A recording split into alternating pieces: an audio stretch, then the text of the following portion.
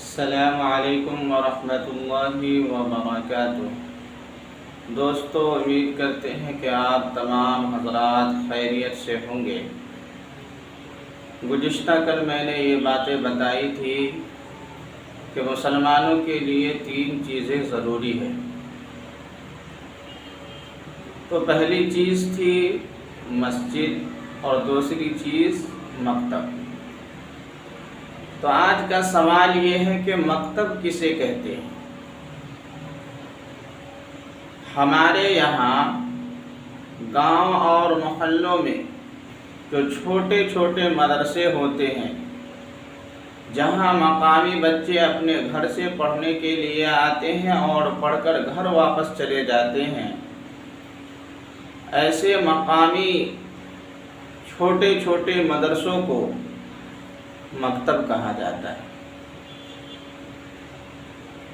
تو جہاں کہیں بھی مسلمان رہتا ہے، وہاں عبادت خانہ، مکتب اور قبرستان، یہ ساری چیزیں ایک مسلمان کے لیے بنیادی چیز ہے۔ دوستو، ملتے ہیں پھر اگلی ویڈیو میں۔ آج کے لیے اتنا ہی۔ السلام علیکم ورحمۃ اللہ وبرکاتہ۔